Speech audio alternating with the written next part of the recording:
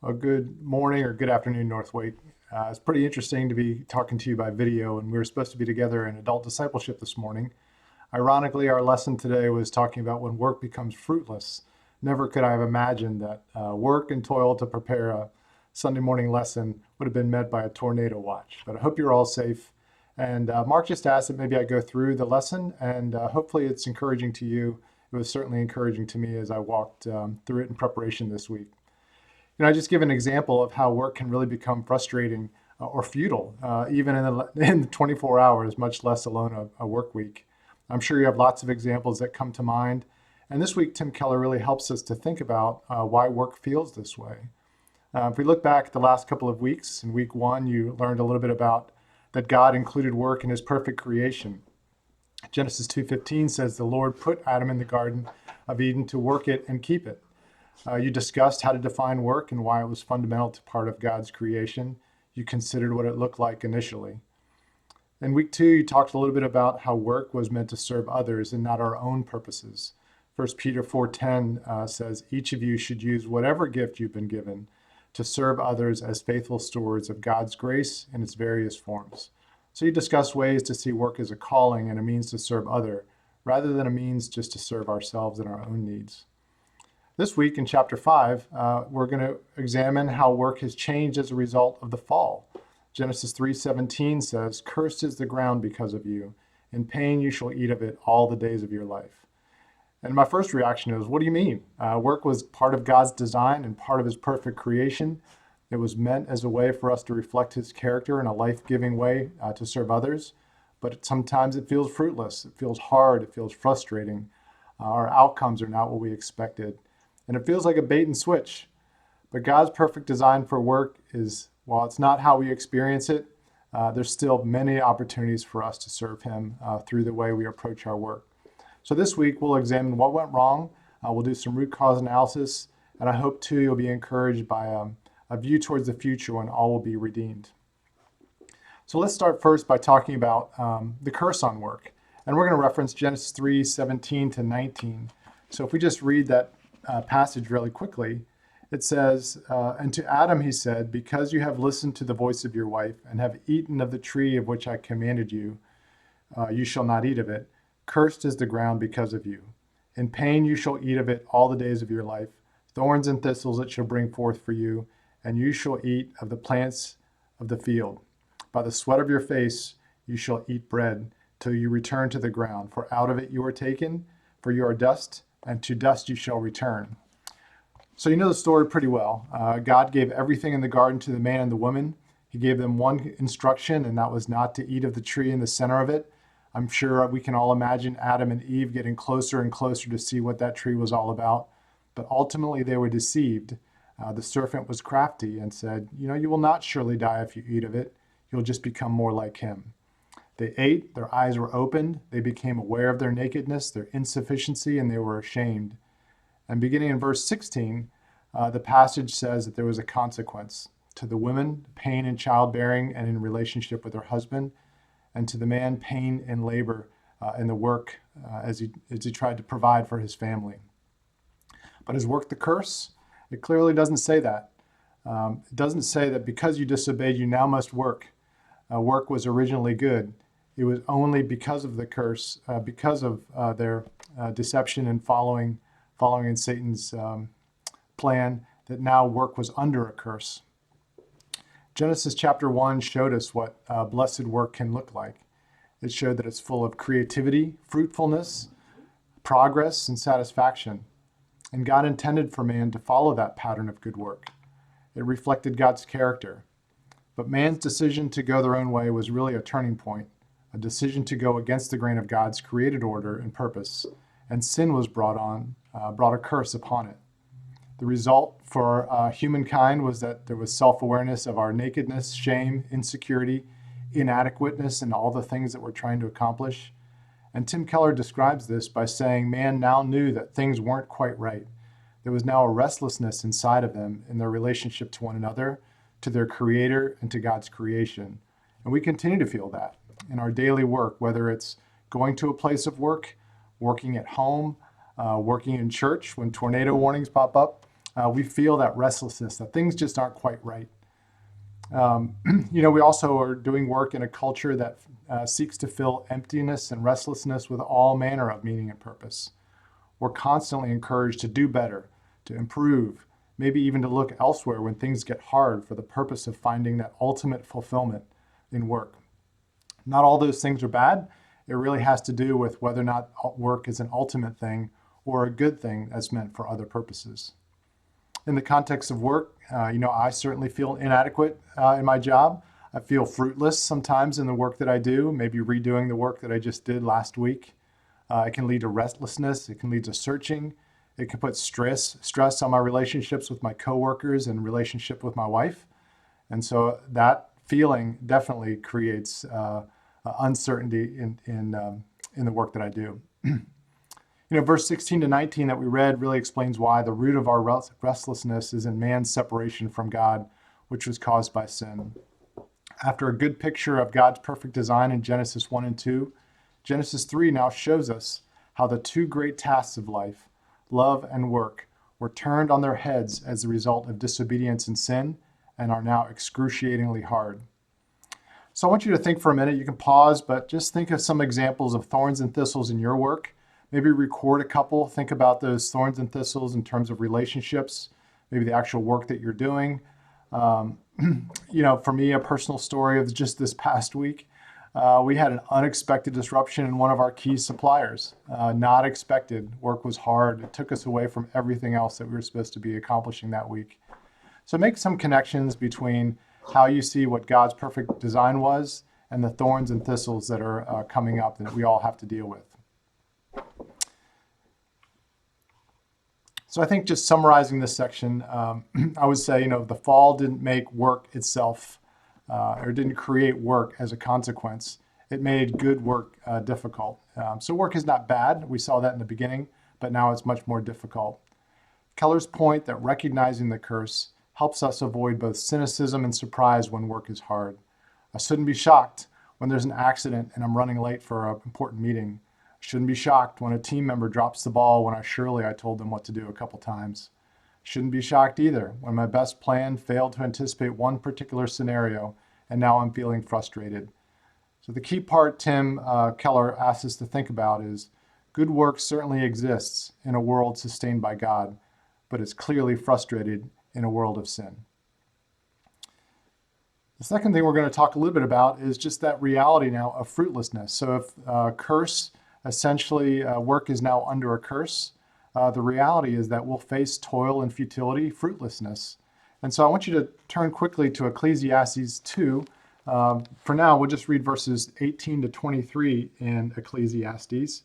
And what that says is the teacher is telling us, I hated all my toil in which I toil under the sun, seeing that I must leave it to man who will come up after me, and who knows whether he will be a wise or a fool.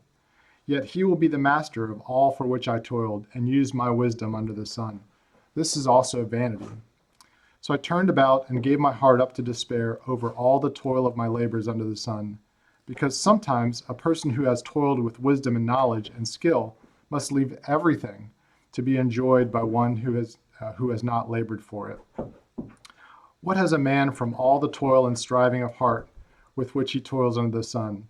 For all his days are full of sorrow, and his work is a vexation. Even in the night, his heart does not rest. This is also vanity. So think about what the passage says about the ultimate outcome of man's work. We read examples like it's built only for others to tear down. We're going to be a master only to later be forgotten. Toil is going to be extremely hard, or maybe incessantly hard, exhausting. It can be mental or physically exhausting. It can be futile, pointless, or useless. And it can be fruitless, failing to achieve the desired results, unproductive or useless. And the teacher is telling us that almost anything else that we're looking for from work is vanity. So we need to acknowledge that work, because it's under a curse of sin, because it's under the curse from sin, is subject to this futility. Think about how that sin pattern of self-service then influences working with others. Verse 18 talks about work being left to another who will likely have some self-serving idea about how it's to be done. our daily interactions, my idea of what is best is likely not the same as another's, so we're going to create natural conflict. We may be negotiating with different objectives. That's hard versus if both of us were aligned to God's purpose. Verse 19 talks about, I might think myself wise negotiating with a fool, and how frustrating is that? It's also frustrating to think I may be the fool, or I, in a particular instance, may be looking out for my own interests versus maintaining a relationship with someone else. The teacher in Ecclesiastes looks upon all of this as vanity, wanting fruitful labor, but finding it fruitless. In verse 20, he says, I gave up to despair thinking about it. In verse 23, it goes on to say, it leads to days full of sorrow and frustration, the restlessness that we talked about coming from the fall.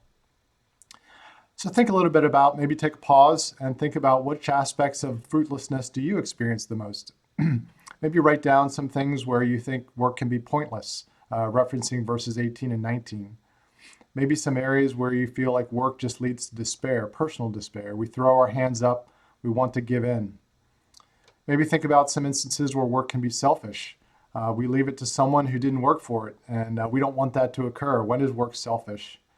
And maybe finally think about some areas where work can feel fruitless despite our best efforts. We've done all the learning, all the studying, and yet we're not getting the results that we want. So write those down, maybe take a minute to share it with somebody else. As we think about this section of the teaching, what an uplifting version of work. We're put into a task of work that can feel fruitless. Doesn't really lift us up, encourage us maybe to get up Monday morning and go back to it. But we can also know that what we're experiencing is not right. It's not how it's supposed to be.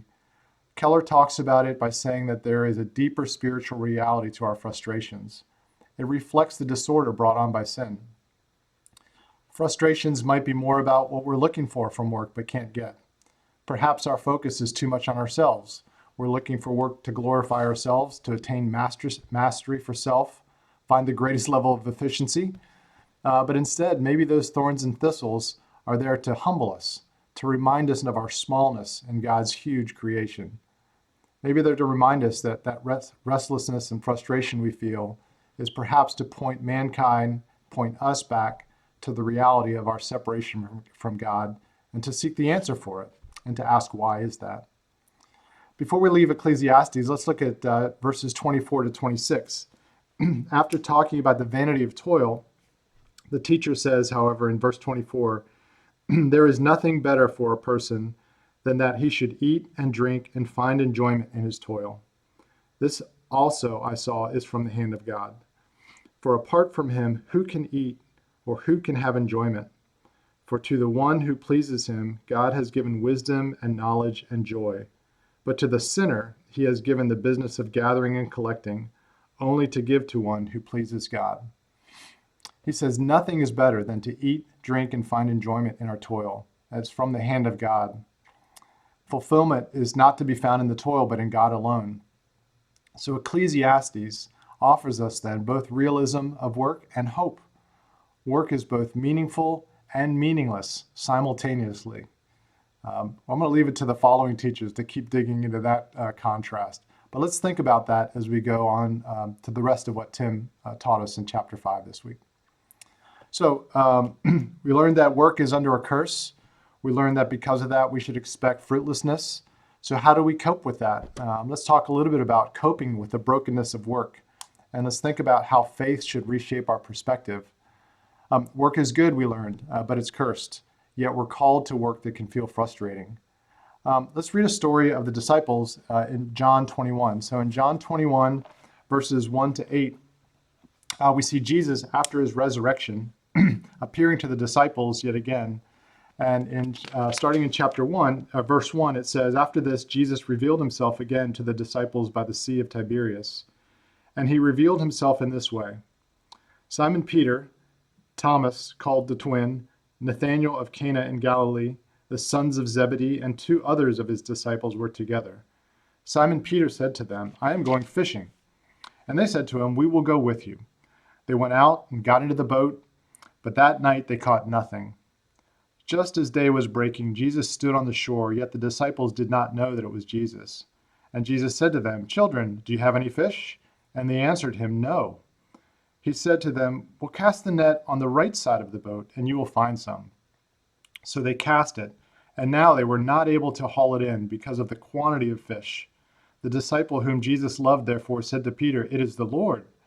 When Simon Peter heard that it was the Lord, he put on his outer garment, for he was stripped for work, and threw himself into the sea. The other disciples came into the boat, dragging the net full of fish, for they were not far from land, but about 100 yards off. So just thinking about some summaries of this, the disciples were fishing all night. They were working and toiling, but all night long they hadn't caught a fish. These were clearly experienced fishermen. We know that from birth or from a young age that they knew how to fish. They knew how to find the right place to go fishing. They knew how to go at the right time. They had the right equipment. They had nets without holes and a boat. They had the wisdom and knowledge to be successful in what they're doing, but yet they didn't catch anything. Work was clearly providing them thorns and thistles. In a contributing article on the Desiring God blog, a gentleman by the name of Andre Yee reminds us about perspective. You can be the most well-trained in blank, whatever it is that you do and wherever you do it, with all the cards in your favor to be successful, yet all of us will face frustration of fruitlessness in our work. Sometimes things just won't go right despite our best efforts. And in a performance-driven world with Instagram or LinkedIn-like perfection being promoted, that can be a hard pill to swallow. If you paid attention to Carson's sermon on Sunday morning, you heard him tell the example of a professor that posted all his failures on X. He acknowledged that all you typically see are my successes, but I have a long laundry list of things that didn't go well. And that's real to people. We all experience that. So one takeaway from how do we cope with brokenness is just thinking about our perspective. Fruitlessness is common and should be expected by everyone. You're not unique. I'm not unique when we experience it. It's not evidence of God's displeasure towards us, but it's a reminder of the broken world in which we live. Back in John 21, just think about what these verses say about God in situations like this. Jesus was right there on the shore. He will meet us in our failures. Despite the fact that he can seem distant, he's close. Don't forget his nearness. He came in the form of a man. He experienced what we experienced. Hebrews 4:15 says we have a high priest that can sympathize with our weakness. He too experienced the limitations of living in a sinful world. And yet he will draw near to us in times of struggle and frustration and intercede for us. He came to the disciples in their time of need, a reminder of perspective that God too will help us in our time of need. We tend to lean in perhaps on our own strength when things get hard rather than ask for his help. Instead of asking to empty ourselves and fill us with his strength, we tend to push forward in our own strength, which limits us. Empty nets that the disciples used remind us of our limitations. We may be fishing in the right place, have the right equipment, and yet we are still limited because of the world in which we live. So something to think about, maybe just take a moment or so just to think about some ways that you found meaningful to cope with brokenness of work. How has your faith shaped your response? Maybe record a couple examples and share those with someone else. Summarizing this section, Tim Keller writes that it's really important for us to hold in tension what the Bible says about creation in the fall, God's plan for work, and also the problems of work in a broken world. Those two things coexist with one another. And that's why the teacher in Ecclesiastes talk about work can both be meaningful and meaningless at the same time. Keller talks about generational perspective. My grandparents, for example, who are children of the Depression, looked at work very differently than I do or my children do. They were grateful for any work because it helped them with basic survival, and that's all they looked for from work. Today's culture pushes us to look more for work that is meaningful, that will do something great in the world, that will leave a legacy. I see it in my office every day. Some are constantly striving for what's next. The bigger job, more fulfillment, thinking that the next thing will bring that ultimate fulfillment that they're seeking. Thinking about work just as food is probably a lower view of work, and we need to think more highly of it. Similarly, thinking about work as true and ultimate fulfillment is too high a view of work. And that's the tension that we need to hold in careful balance. So let's end by looking at Peter's reaction in verses 7 and what he did and what it says about his priority. It talks about in verse 7, after the disciple whom Jesus loved said to Peter, "It's the Lord," Simon Peter jumped into the water to go seek after Christ. He left his nets, left his colleagues to pull in the nets.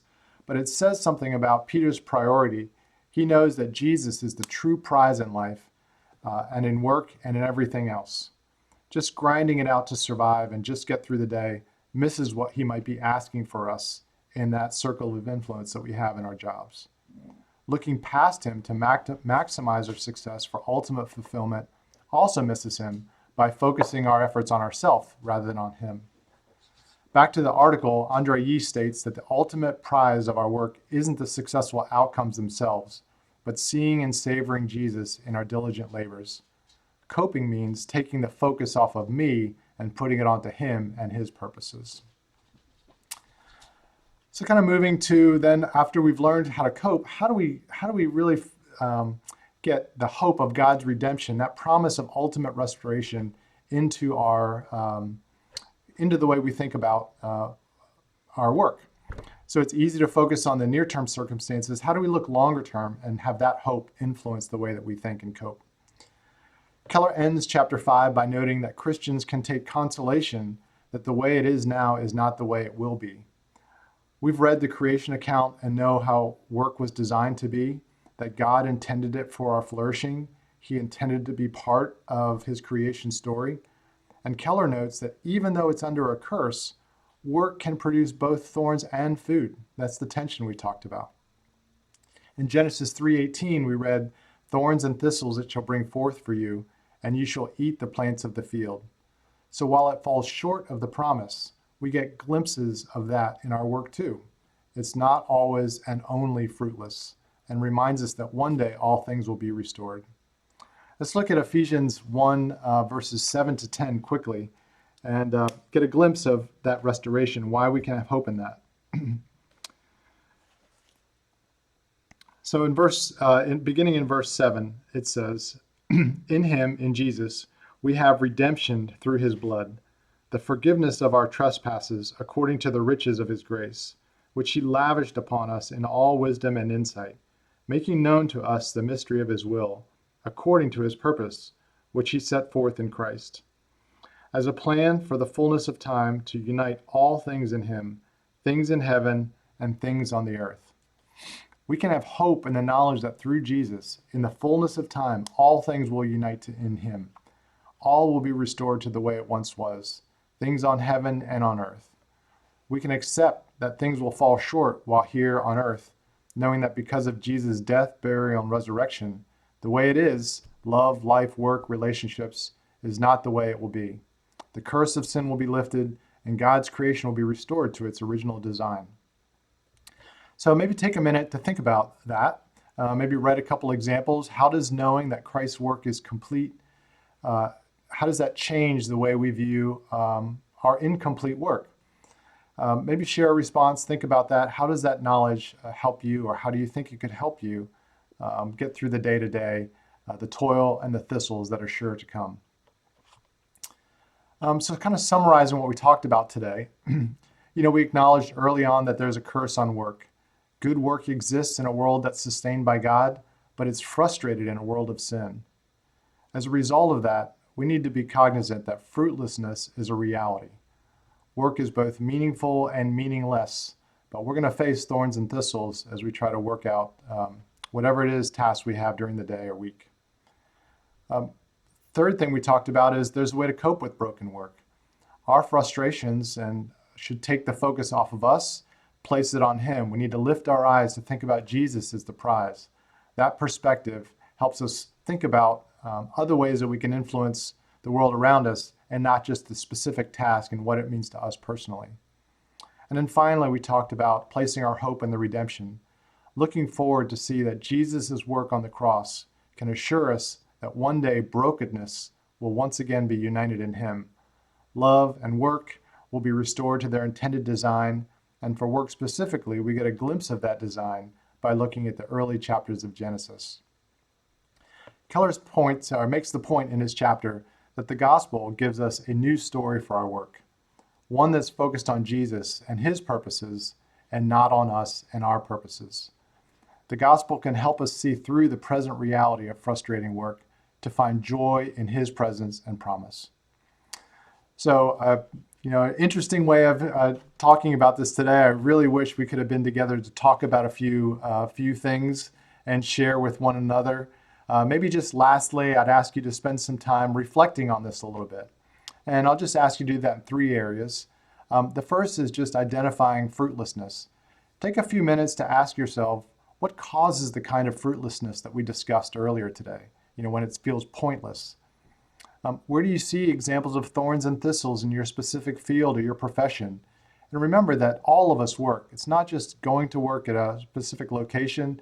It's the work at home. It's the work raising our children. It's the work of church.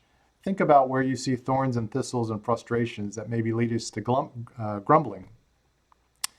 Think about how you witness work becoming an idol in your workplace or among your friends. What leads to this?